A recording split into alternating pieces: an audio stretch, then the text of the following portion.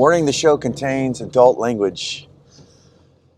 The dangers of resilient mindset is what I've got set up here today. And if you've ever found something really wonderful that, like a cure for a bone spur, for instance, I found something from a friend of mine, an old timer, who taught me to put some apple cider vinegar on a piece of cardboard, insert it in your shoe, and it'll get rid of the pain you have in your bone. And it worked. And every time I see somebody with a sore foot, I ask them if they have that problem, and I have the cure, the answer for them. A lot of people don't want to hear it. And as you start to progress in a resilient mindset, and you start to see how beautiful and how wonderful things are, and how things actually work, like you do something and you actually have these great results, how are you supposed to keep that bottled in, right? That's the dangers of the resilient mindset. And it starts to go in spirituality, in money, in lifestyle design. And people who are practicing things, the conventional ways, who are suffering, you want to reach out and you want to help them. I think that's the human emotion, the human instinct that we have, is to share and culture and nurture, but a lot of people don't. I want to talk about today the dangers of just that. So welcome to another edition of Up and In It. I'm your host, Adrian Babashoff, and if you're new here, welcome as well. And if you're wondering what the show is about, it's entirely dedicated to improving quality of life for both people and planet through liberation and independence, moving you from surviving to thriving and living life on your own terms. Pardon the background noise, that's my truck, my F-350 7.3 liter, where we're broadcasting live. I am on a work commute today. Mini retirement is finally over. And when I was on my mini retirement this year, driving around, with my children, living out of my vehicle, just camping and doing as we please, we encountered a lot of people who were very intrigued about how long and the state of what we were doing, and wondered how we were doing it.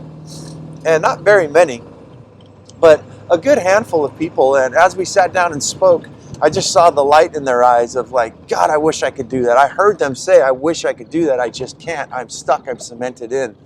And that just keeps reverberating this year for me, of just looking at how wonderful things are, because I have a resilient mindset, because I've ignored the problems, the problems that I can't cure, the problems that things I don't have control over.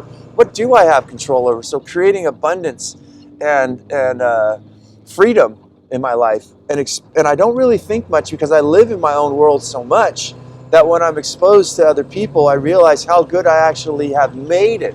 Not how good I have it, how good I have made it.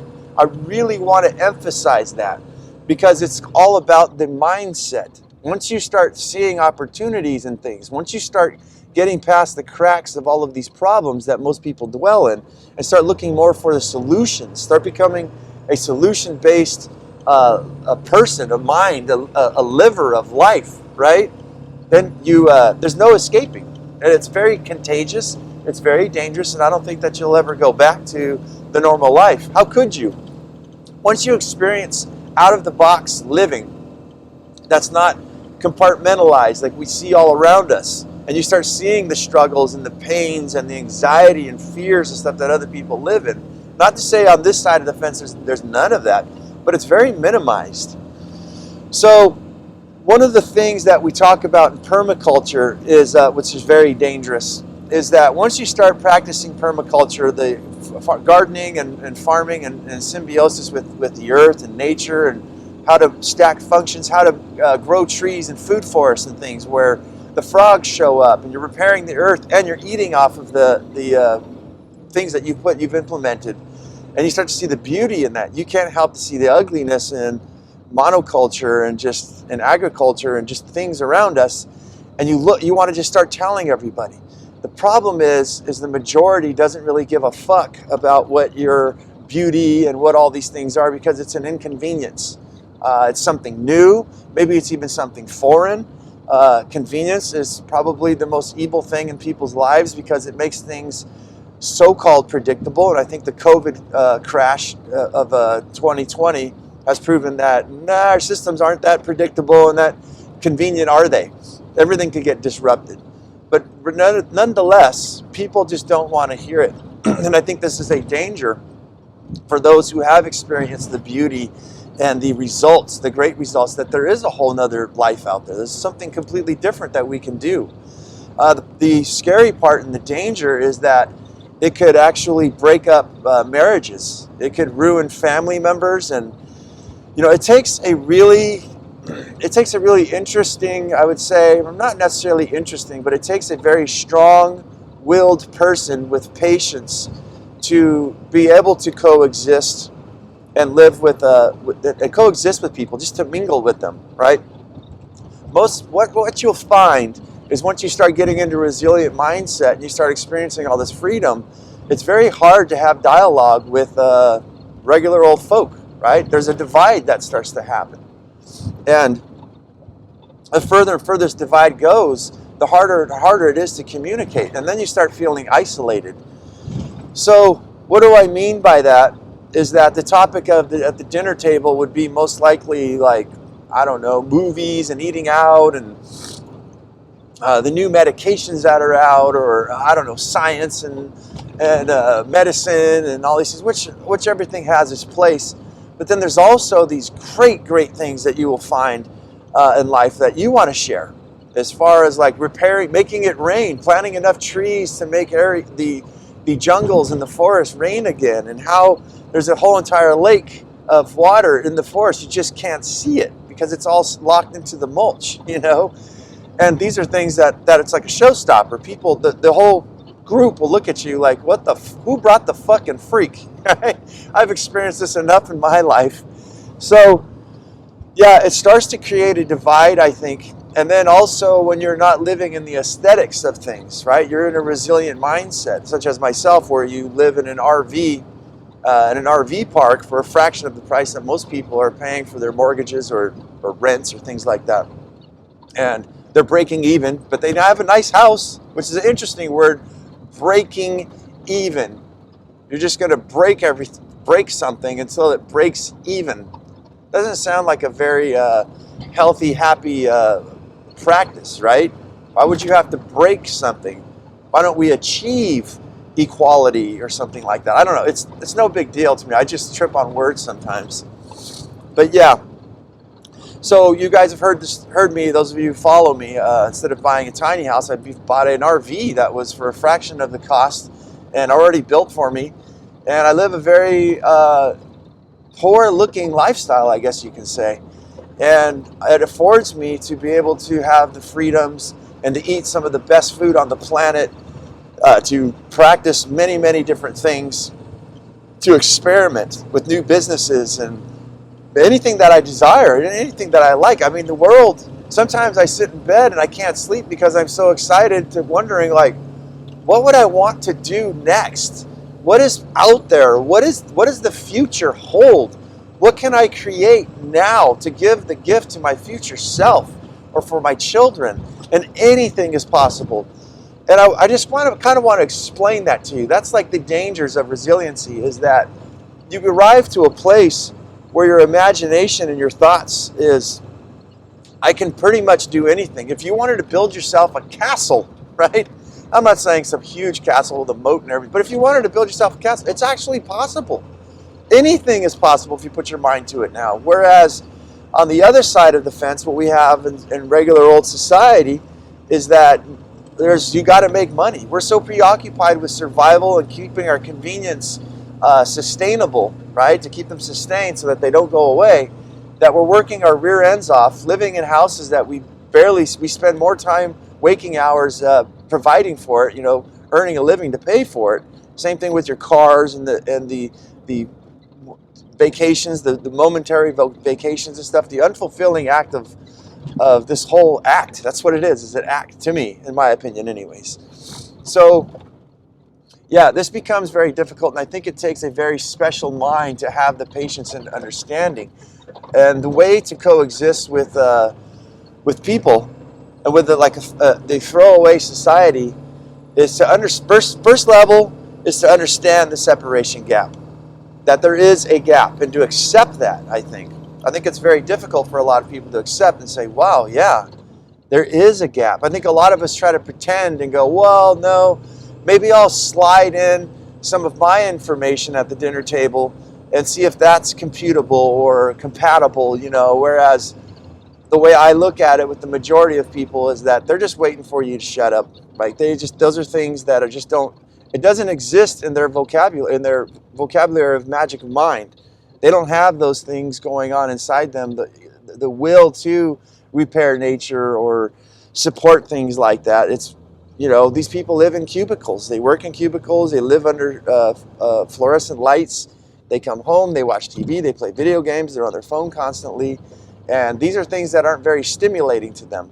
So you have to understand that what gets your rocks off of watching frogs, like for me, enter my garden and creating habitat for them. And every morning when I go over to my farm, they're singing songs. And, I'm one of those weirdos, guys, that plays Mozart. Actually, I was playing Grieg piano concertos to my plants and the frogs. And I believe that they have an energy about them, and I believe that the music helps them. I believe that water has memory, and that everything contains water. If you look at plants, I think plants are way more than human beings, but human beings are like 70% water. The earth is 70% water, 3/4 or 2/3, I'm sorry, the math. And I believe that the music, the vibrations of your thoughts and vibrations of beautiful music and things really affects and crystallizes inside the molecular structure of all living things. Beautiful music. So these are things that the gap even fucking widens. Like, you cannot say this sort of thing is a giant showstopper at the dinner table, right? So I understand that there is a gap and reserve it for the right type of people. That's what I look at. Is my podcast, I could say whatever the hell I want. I don't really care. I know that this show would never take off in the mainstream or anything like that, nor would I care. I wouldn't mind if it did, if it didn't.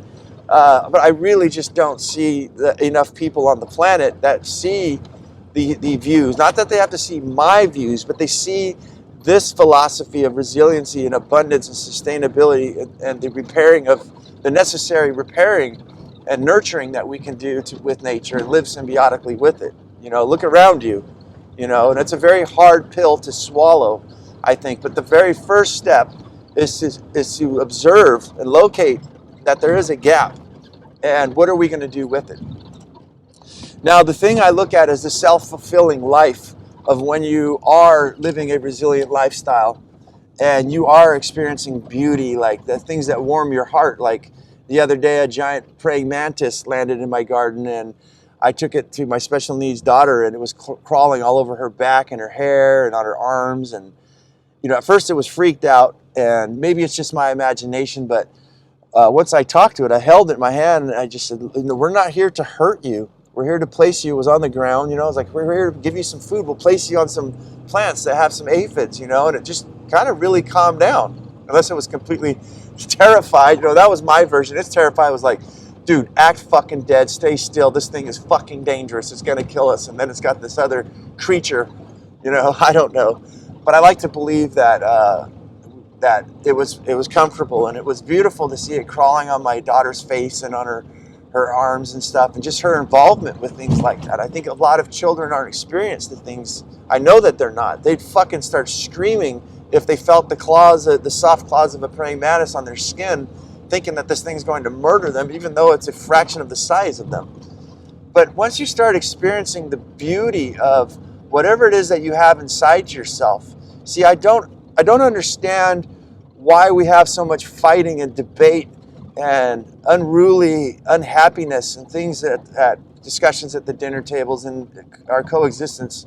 Because if things were working just fine and an individual was purely and truly happy, confident in what they are doing and the surroundings, the systems that we have here, they would very calmly look at morons like me and probably like you guys and go, what a fucking idiot, right? Poor thing doesn't fucking know that this is the truth. This is the reality. And they're off in some la-la dreamland, and it's just stupid. So you would you'd get irritated, I would say, possibly. I don't think that you should have any response. I think that you should give each individual a chance to speak and express themselves. So you shouldn't even get irritated, unless the person's just yelling at you, But just to observe and look, because there's always something that we can learn from each individual, right? But to get angry means that you're on the defensive. And the question I ask is, what are you defending, right? If some people, with people being transsexual or gay, right? And a lot in the man's world, since I'm a man, I really don't give a shit. I look at it, I'm like, it's sometimes it's kind of strange to see two men making out. I'm like, fuck, well, that's what goes on. I don't get angry. I don't get embarrassed. I just look and say, well, that's what it is, because I feel confident inside myself that anything's free, anything's open. And I'm not defending anything. And the reason why I bring up men is that's a very strong part of our species, is that we are, when we get threatened, we get on the defensive. And if you notice, men are almost always on the defensive. A real man, not the khaki fucking guys who are just like, succumb to, I'm talking about real men who don't pet fucking puppies, who don't bake fucking pies or make cookies, right? That kind of, a real fucking man. I'm just kidding. But yeah, why would we be on the defensive, man or woman, if we had these things? And I think that there is a separation as far as, in simple life, in this regular world that we live in. You would see somebody, like, we have Halloween coming up here. This is actually the last week of September. That's why I'm getting back to work. But yeah, we have the Halloween coming up, and to me, it's just astounding to take your children with a big old giant bag. We're here in America. I know we have listeners in other parts of the world, but the children go with a grocery bag or a bucket. I mean, literally a gallon bucket full of sugar. We knock on doors, trick or treat, and everybody knows. And I find it astounding of how parents will allow their children to eat that much sugar, and then the children get sick. I've seen kids vomit. I've seen them have to lay down. They're turning green, like they've got the flu. And it's just one time a year, or just, so in any case of any regular meal or something, where we would limit the amount of soda. For instance, that's one of my big ones. I do not cut my kids off of soda, but it's very, very, very, very, very rare that they have one. I'd rather give them kombucha, and I mix my own iced teas and things like that. But that's a weird situation when it comes to, say, a family member's kids, their family, where they're like, what are you saying? Something's wrong with us, You got a fucking problem with fucking soda, huh? Huh? You saying I'm a bitch? And yeah, it causes problems. So the dangers of resiliency, I think, the further and further we go, I mean, I'd like to talk about our like your front lawns. When you look at do you know where front lawns came? It came from some king who had fucking women with scissors cut the lawns because he could, to make it look all pristine and neat. Now we all have lawns. And what does the lawn serve? Nothing whatsoever. It's polluting the world, the earth. It's using up water, and nobody even enjoys it. Not nobody. There's very few people that you see, unless I'd say the Asian or the Mexican cultures, they're out there fucking drinking with ice chests and piñatas and shit. Fuck, the Mexicans use their cars to park on it. Brilliant. I'm like, fuck yeah, use it as a parking lot. Fucking do something with it. Jesus. So when I look at ours would be unruly, us resilient people, because every single pocket, every single place, if I lived in the city, would be filled with something useful. Medicinal, edible flowers. Everything must have something. It must be a pollinator attractor for hummingbirds and spiders and bees and wasps and everything like that. And I would leave places untouched so that the natural, the monarch butterfly stuff would have a place to lay their eggs in the mulch. But this would look unruly. This wouldn't look very nice. It's not symmetrical. It's not mathematically configurable, right? So it blows the fucking mind. And then you have the city, you have the state, the government, and the laws of the majority who come in and say, you can't do that. That moringa tree, it's big, it's lacy, you chopped it off, and then all we have is a stump sitting in the middle of your yard. You need to remove that stump. Sir, that stump is alive still. It's going to produce, it's called the tree of life. It will actually produce food next year. It'll start to sprout up and be twice the size that it was. And anybody walking down the street can literally pick these leaves and eat it. It sustains all living creatures, all like mammals, basically. All herbivore creatures, has enough vitamins and minerals to sustain life on the planet, it is said. And it tastes really good. It's sweet. Try one. No. That needs to be locked and removed. So now we are dictated. And I think it takes a really strong individual to fight for your freedoms, to fight for your resiliency in a world where your own family and society around you, whether it's not even the law, just the regular old folk will help to enforce the laws on you by reporting you in and saying you can't have chickens or rabbits or live animals in your backyard because they're too noisy or they're just not appealing, right? So I think it's a very dangerous world that people could step into, and a very difficult world, not impossible, but a very difficult world for us to coexist. In my mind's eye right now, what I am seeing is a giant gap, especially with this COVID thing, in the separation of the mentality of human beings. And the older and older I get, and I think as time progresses here and we become more of a throwaway society, I notice that this is kind of a monster. This is a monster that doesn't know it's a monster. And what do I mean by that? Right now I got to go into Home Depot to purchase some supplies. When you go into Walmart, when you go into Costco, grocery stores, look at how much packaging and plastics and things that are in, and chemicals. What it took to make those chemicals, to manufacture those chemicals, to extract those chemicals, those compounds from the earth, disrupt the earth, to make the packaging that the chemicals and everything go into, to ship that, to get it back and reloaded, and then to have it used and discarded.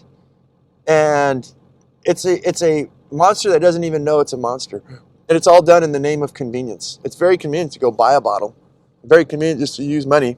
Very hard to make money and save up money and get someplace. But you have all these conveniences that are pretty much killing you, as I said, with these chemicals, these softeners that in these dish soaps with colorings and everything in them, and everything has to be pretty, bubbly, and shiny, and and it's destroying a lot of the living life that we have around us, including ourselves. We have paved the earth off, we have cemented it in, we have fenced it all away from live nature. Nature has become an obscenity, an irritation on our conveniences.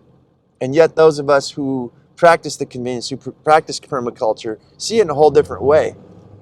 And I think that we need places like this show, and I guess this is where I'm going to ask you guys, if you like this show and you want to meet other people, if the message of this show rings with you, I know the show's never going to go anywhere, but let's start creating a community of places where people can share things, right?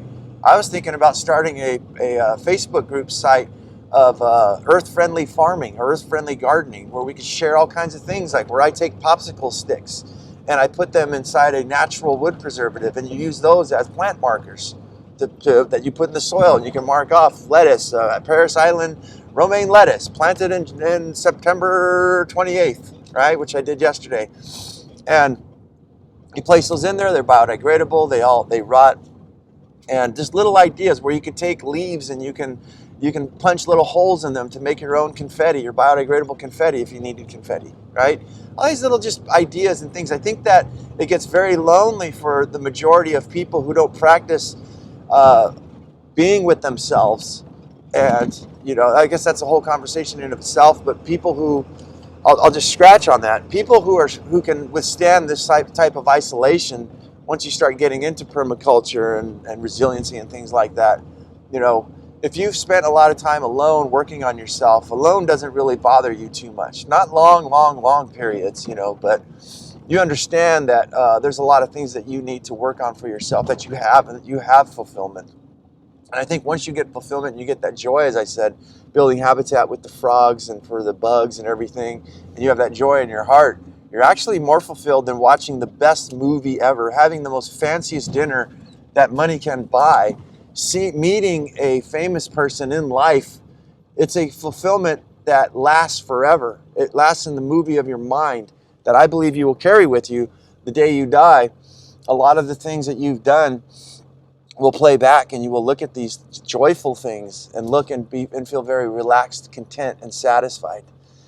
And that's the show, guys. I think if you guys like this sort of thing, comment, let me know if we should build a little forum or a place for all of us and you guys to intermingle together and share your thoughts and stories and things like that. We have listeners from Australia. We have listeners from China. We have from France, Germany, Brazil, all over the place, right? So, I mean, it'll be really cool to see people connect and share what's going on in other parts of the world. I think that a lot of you guys, you people who live in the other countries, to share your stories with the Americans who've never seen or heard of anything different, right? To hear what you got, how you guys live, and the simple lives, and the resiliency of how you guys do things. I've seen a lot of stuff the way you guys do things, and it's definitely different, and it's something that you can learn, that we as Americans can learn from. Sometimes I feel like I'm like a Tico from Costa Rica, a wild Indian living here amongst the Americans. What the fuck? I'm completely out of my element, man. You know, people look at me like, what? He lives in a fucking trailer? Why? Why? They don't understand the resiliency and freedom that I experience, and how money doesn't really affect me too much, right? I mean, it's not like it's unaffectable. But guys, yeah, I thought that'd be something cool I would share. But that's the show. I've been rambling off too fucking long, as usual. But I hope you like this, and I hope that helps you guys to understand. I don't want to make anybody fearful of permaculture or sustainable or resilient living and things like that. But it's definitely something to comprehend, to wrap your head around. I think that you should do it regardless, just to go in it with an open mind and with patience, and know that you may stand out from the herd. There's a very good chance that you will. But it's very infectious, it's very beautiful, and very fulfilling. And I think you guys should go for it. Just do it, man. So that's the show. You guys know what to do. All the information to get a hold of me and all that kind of stuff is down below. Like it if you like it. And as I always say, go out there and have yourself a near life experience. Don't lose your muchness. Carry on the fire. Live it, love it, own it, and bone it, my friends.